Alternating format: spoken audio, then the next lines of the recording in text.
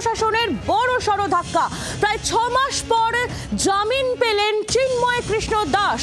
সন্ন্যাসী চিন্ময় কৃষ্ণকে জামিন বাংলাদেশের আদালতের। রাষ্ট্রদ্রোহ মামলায় প্রায় 5 মাস পর স্বস্তি পেলেন সন্ন্যাসী চিন্ময় কৃষ্ণ দাস। বাংলাদেশের হাইকোর্টের ডিভিশন বেঞ্চের নির্দেশে তার জামিন মঞ্জুর হয়েছে বলে জানা যাচ্ছে। বড়সড় ধাক্কা ইউনূস প্রশাসনের। প্রায় 6 মাস পর জামিন পেলেন বাংলাদেশের সন্ন্যাসী চিন্ময় কৃষ্ণ দাস।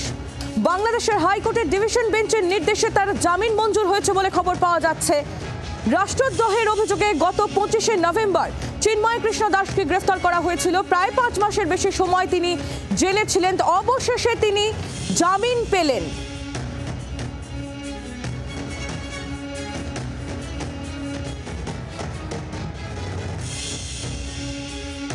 চিন্ময় কৃষ্ণ দাসের আইনজীবী রবীন্দ্র ঘোষ, যিনি চিন্ময় কৃষ্ণ দাসের হয়ে লড়েছিলেন, তিনি এই মুহূর্তে সরাসরি আমাদের সঙ্গে রয়েছেন। রবীন্দ্রবাবু, আপনাকে জি 24 ঘন্টায় স্বাগত জানাই। আজ অবশেষে প্রায় 6 মাস পর জামিন পেলেন চিন্ময় কৃষ্ণ প্রভু। বাংলাদেশের আদালত থেকে ঠিক কি বলা হলো?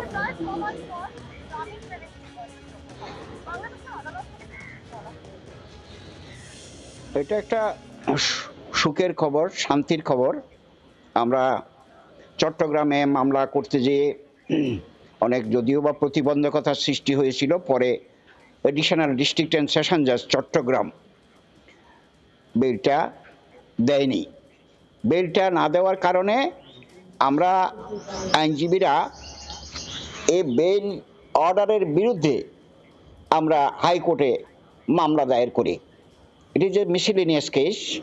এবং আজকে অনেক দিন পরে, প্রায় 1.5 মাস থেকে 2 মাস পরে হাইকোর্টেও আজকে যথাযথভাবে আইনজীবীদেরকে শুনে উনি স্যাটিসফাইড হয়ে উনি এই বেলটা দিয়েছেন।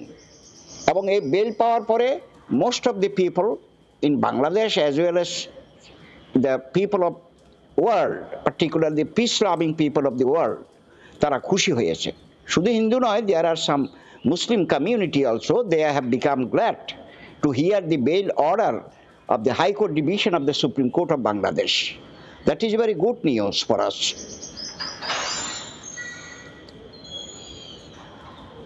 রবীন্দ্রবাবু, আমরা দেখেছি যে আপনারা বহুবার জামিনের আবেদন করেছিলেন এবং কোনোভাবেই জামিন পাওয়া সম্ভব হচ্ছিল না। এমনকি চিন্ময় কৃষ্ণ প্রভুর হয়ে যে সমস্ত আইনজীবীরা, আপনাকেও এমনকি বারংবার হুমকির মুখে পড়তে হয়েছে।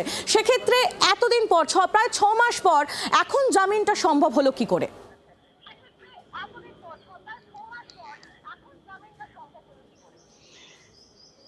এটা আসলে আপনাকে বলবো কি যে আমাদের একটা অ্যাচিভমেন্ট, লয়ারদের অ্যাচিভমেন্ট এবং মানুষের যে একটা চাহিদা, যে একটা অন্যায়ভাবে চিন্ময় কৃষ্ণ ব্রহ্মচারীকে জেলখানা রাখা হয়েছে, এটা কিন্তু মানুষ মনে প্রাণে ঘৃণা করেছে, বলেছে না, এই যেন হতে পারে না।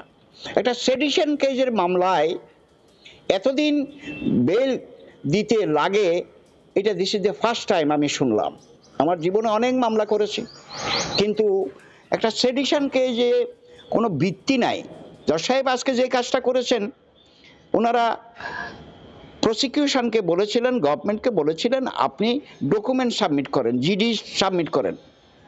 দে could not submit any general diary of the case.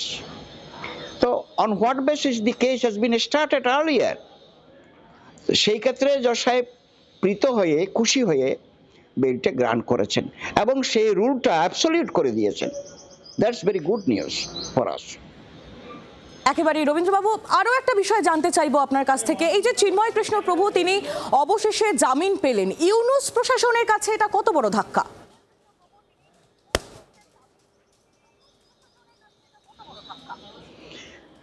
আমি এখানে ধাক্কা জিনিসটা বলবো না, এই কারণ ওনাদের তো স্কোপ রয়ে গেছে। ওনারা তো সুপ্রিম কোর্ট, এই অর্ডারের এগেইনস্টে আবার সুপ্রিম কোর্টে যাওয়া যায়, অ্যাপিলেট ডিভিশনে যাওয়া যায়। ওনারা যদি অ্যাপিলেট ডিভিশনে যায় তাহলে তো আরও কিছুদিন আটকিয়ে যাবে বেলটা। তো there is a provision of law. আইনে লেখা আছে আপনি অ্যাগ্রিভড হয়েছেন, মানে সরকার যখন এখন অ্যাগ্রিভড হয়েছে, ওনারা তো যে কোনো সময় অ্যাপিলেট ডিভিশনে সুপ্রিম কোর্টে যেতে পারে। তো তার অপেক্ষায়ও থাকতে হবে, হয়তো কয়দিন থাকতে হয় জানি না। 6 দিনও লাগতে হবে, 10 দিনও লাগতে পারে, 1 মাসও লাগতে পারে। সেখানে আমরা এখন স্যাটিসফাইড হয়েছি বটে, কিন্তু আমি মনে করি অ্যাপিলেট ডিভিশনে ওই একই হাইকোর্টের রায়টা বহাল রাখবে। অনেক ধন্যবাদ আপনাকে। রবীন্দ্র ঘোষ চিন্ময় কৃষ্ণ দাসের আইনজীবী ছিলেন সরাসরি আমাদের সঙ্গে। সুকান্ত মজুমদার বিজেপির রাজ্য সভাপতি, তিনি কি বলেছেন চিন্ময় কৃষ্ণ প্রভু জামিন পাওয়ার পর, শুনুন। দেখুন, আমরা চেয়েছিলাম আরো আগে উনি ছাড়া পান, তবু আমরা ওনার এই মুক্তিপ্রাপ্ত হওয়ার ঘটনাকে আমরা স্বাগত জানাচ্ছি। উনি বাংলাদেশে অত্যাচারিত নিপীড়িত হিন্দুদের কণ্ঠস্বর হয়ে উঠেছিলেন এই কয়েকদিনে। আমার বিশ্বাস আগামী দিনে উনি বাংলাদেশের হিন্দু রাইটস এইভাবে লড়াই চালিয়ে যাবেন। বাংলার আওয়াজ, বাঙালির আবেগ, জি 24 ঘন্টা।